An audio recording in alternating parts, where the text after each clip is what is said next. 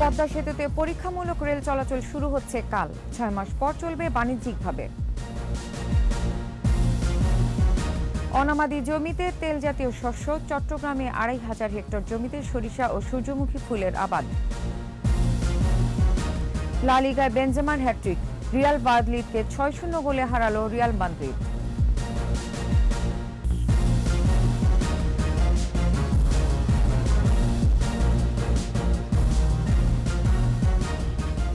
শুনছিলেন first security ইসলাম bank limited সংবাদ শিরোনাম।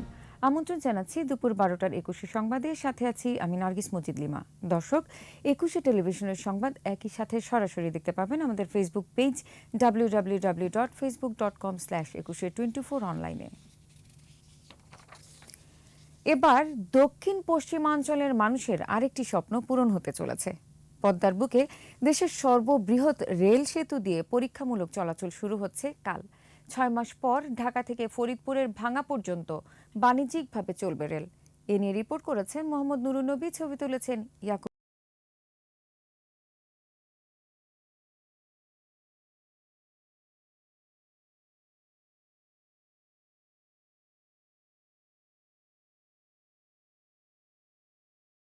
ঢাকা থেকে মাওয়া, মাওয়া থেকে ভাঙ্গা এবং ভাঙ্গা থেকে যশোর, এই 3 অংশে বিভক্ত পদ্মা রেল সংযোগ প্রকল্প। এর মধ্যে মাওয়া ভাঙ্গা 42 কিলোমিটার অগ্রাধিকার অংশ। পদ্মা সেতুর সড়ক অংশ চালুর পর অনেকটা বিলম্বে মূল সেতুতে শুরু হয় রেল লাইন বসানো। মূল সেতুতে রয়েছে 10,790টি স্লিপার। লাইনের সম্প্রসারণে ভারসাম্য ঠিক রাখতে এবং সেতু দিয়ে দ্রুতগতি রেল চলাচলে 8টি ইস্পাতের মুভমেন্ট জয়েন্ট বসানো হয়েছে। ব্রিজ মুভমেন্ট করবে ঠিকই, কিন্তু আমার রেল লাইন সে সেফ থাকবে, তার গেজ সব ঠিক রেখে গাড়ি চলাচলের সার্বক্ষণিক উপযোগিতা থাকবে। 800 করে আমাদের এক্সপানশন গ্যাপ রাখা হয়েছে, যাতে কোনো ঝড় তুফান বা বাহ্যিক কোনো লোডের কারণে এটা যাতে এই যে মুভমেন্ট করবে, এক্সপান্ড হবে বা কম্প্যাকশন হবে, এটার জন্য যাতে কোনোই না। এবং হাই স্পিড ট্রেন আপনি যখনই করতে যাবেন তখন আসলে পাথর থেকে বেরিয়ে আসতে হবে, কারণ আপনি পাথরযুক্ত যখন রেল লাইন করবেন সেক্ষেত্রে গতিটা অত লেভেলে আনা যায় না। ব্যারাসলেস ট্রাকসলা আমরা করছি, এটার আসলে মেইন উদ্দেশ্য ছিল যে আমরা মেনটেন্যান্স কস্টটা কমিয়ে আনবো। ভায়াডাক্ট সহ মূল সেতুর 6.15 কিলোমিটার পথ পাথরবিহীন।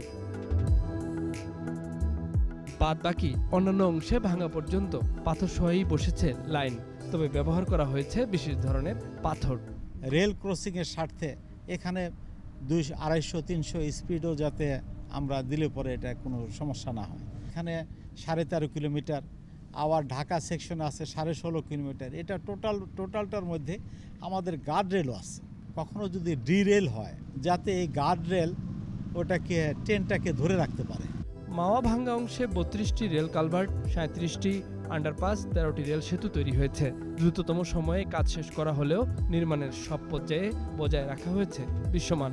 কোথাও কোনো আপোষ করা হয়নি। ট্রেন চালিয়ে দেখব যে আমাদের প্রাথমিক যে কাজটা সেটা ঠিক আছে কিনা। পরবর্তী পর্যায়ে আরও ফাইনাল কাজ করার জন্য অনেক আছে, পর্যায়ে আছে। রেলপথের একটা বড় সীমাবদ্ধতা যেটা ছিল যে দক্ষিণবঙ্গে কোনো রেলপথ আমরা নেওয়া হয়নি। বড় কার্গো, বড় বগি নেওয়া যায় না। তো এই জিনিসগুলোকে আমরা মোটা দাগে ওভারকাম করতে পেরেছি। ফলে এখন দক্ষিণবঙ্গে ব্রডগেজ রেল লাইন যাচ্ছে। এরই মধ্যে মাওয়া, জাজিরা ও শিবচর স্টেশনের অবকাঠামো প্রস্তুত, এগিয়ে চলছে ভাঙ্গা জংশনের নির্মাণযোগ্য। পদ্মার এপার ওপার যুক্ত করা আসা যাওয়া নিয়ে প্রকল্প পদ্মা সেতু 1 বছর আগে সড়কপথের স্বাদ দিয়েছিল দেশের মানুষকে। তার 1 বছর পরে আবার রেল লাইন বসে গেল এই সেতুতে। 6 মাস পরীক্ষামূলক রেল চলাচলের পর মানুষ চলাচলের সুযোগ পাবে। তখন দক্ষিণাঞ্চল সহ বাংলাদেশের সুবিধাবঞ্চিত 21 জেলার মানুষ রেল চলাচলের সুবিধা ভোগ করবে, সাথে সাথে ঘুরবে দেশের অর্থনীতির চাকা। আর এর পুরো কৃতিত্বটাই প্রধানমন্ত্রী বঙ্গবন্ধু কন্যা শেখ হাসিনার। মোহাম্মদ নুরুন নবী, 21 টেলিভিশন, জাজিরা, শরীয়তপুর।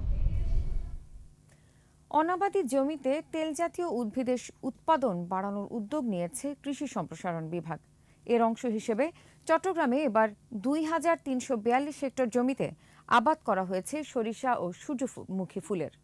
চট্টগ্রাম থেকে হাসান ফেরদৌসের রিপোর্ট, জানাচ্ছেন মাসুম আলিসা। অনাবাদি পড়ে থাকা জেলার বিভিন্ন অঞ্চলে চলতি মৌসুমে সরিষার চাষ হয়েছে ২,৩৪২ হেক্টর জমিতে।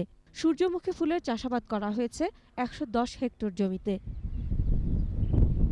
এর মধ্যে রয়েছে জেলার হাটহাজারী, রাউজান, মিরসরাই, সীতাকুণ্ড, সাতকানিয়া উপজেলা। আবহাওয়া অনুকূলে থাকায় এবার উৎপাদন ভালো হয়েছে বলে জানান কৃষকরা।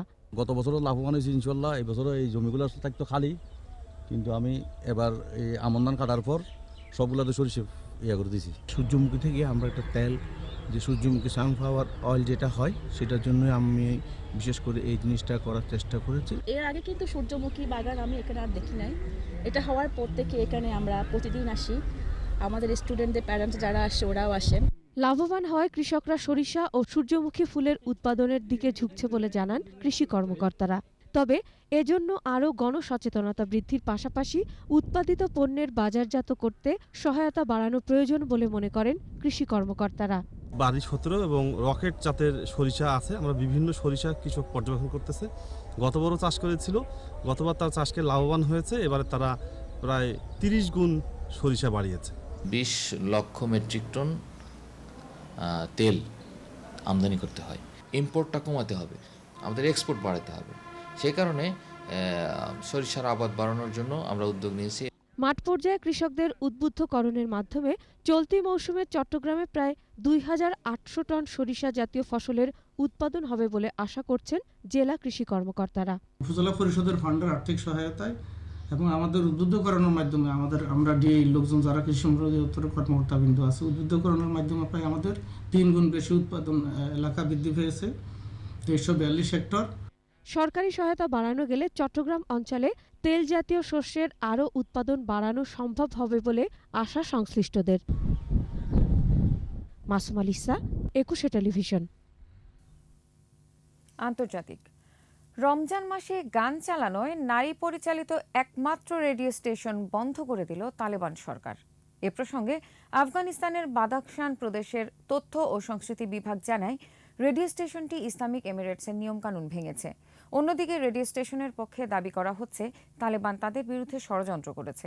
10 বছর আগে আফগানিস্তানে পথ চলা শুরু করে সদাই বানোয়ান নামের রেডিও স্টেশনটি, যার অর্থ নারীদের কণ্ঠ। সদাই বানোয়ান আফগানিস্তানের নারী পরিচালিত একমাত্র রেডিও স্টেশন।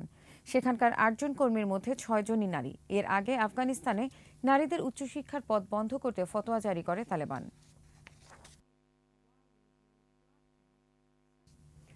শেষ করছি দুপুর 12টার 21 সংবাদ। যাবার আগে ফার্স্ট সিকিউরিটি ইসলাম ব্যাংক লিমিটেড সংবাদ শিরোনামগুলো জানিয়ে দিব আরও একবার। পদ্মা সেতুতে পরীক্ষামূলক রেল চলাচল শুরু হচ্ছে কাল। 6 মাস পর চলবে বাণিজ্যিকভাবে। অনাবাদি জমিতে তেল জাতীয় শস্য। চট্টগ্রামে 2,500 হেক্টর জমিতে সরিষা ও সূর্যমুখী ফুলের আবাদ। লা লিগায় বেনজেমার হ্যাট্রিক, রিয়াল ভায়াদলিদকে 6-0 গোলে হারালো রিয়াল মাদ্রিদ।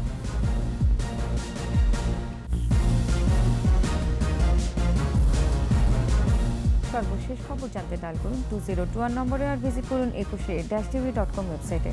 এছাড়া ফেসবুকে ভিজিট করতে পারেন facebook.com/2124 অনলাইনে। এতক্ষণ সাথে থাকার জন্য ধন্যবাদ। পরবর্তী সংবাদ দুপুর 2টায় দেখার আমন্ত্রণ রইল। স্বাস্থ্যবিধি মেনে চলুন, সুস্থ থাকুন, 21-এর সাথেই থাকুন।